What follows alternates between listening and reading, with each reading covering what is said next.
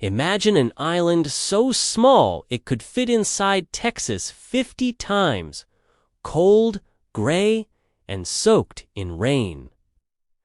No gold, no grand palaces, no endless land, just ambition. That island was Britain, and somehow it would rise to rule 1/4 of the entire world. It started with the sea. The British didn't have armies as mighty as Europe's empires, but they had ships, wooden beasts with sails like wings, hungry for wind and discovery. In the 1500s, they set sail for unknown lands, chasing spices, silver, and stories of fortune. Pirates became explorers, explorers became merchants, and merchants became kings. Then came the East India Company, a private army disguised as a trading business. It began by selling cloth and tea. Soon, it was conquering kingdoms. India became the jewel in Britain's crown, feeding the empire with wealth beyond imagination. From India to Africa, from Australia to Canada, red marks spread across the world map like blood from a wound. People began to say proudly, "The sun never sets on the British Empire," and for a while, it was true. But behind that glory was a shadow. The empire brought railways, schools, and new laws, but also greed, violence, and control.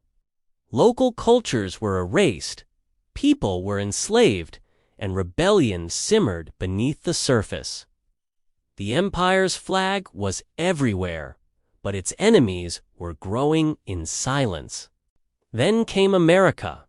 Once a proud British colony, it rebelled for freedom, and won. That was the first crack in the crown. But Britain kept going, expanding faster, deeper, harder, until it stood taller than Rome itself. London became the heart of the modern world, its ships carrying not just goods, but power. Then came the 20th century, and with it, 2 world wars. Britain fought bravely, but the cost was brutal. Cities burned, wealth vanished, soldiers never came home. The empire that ruled the oceans suddenly depended on others to survive. The United States rose as the new world power. The sun that once never set began to fade. Across the empire, people demanded freedom. India stood up first, led by voices like Gandhi. Then came Africa, the Caribbean, and Asia. One by one, nations broke their chains. The British Empire began to shrink like a tide going out, leaving behind stories, scars, and shadows. By the time Queen Elizabeth took the throne, the empire was no longer an empire, just memories stitched into a commonwealth. Britain was still proud, still strong, but no longer the master of the world. Today, the world still speaks its language, drives on its roads, and drinks its tea. Its influence never truly died.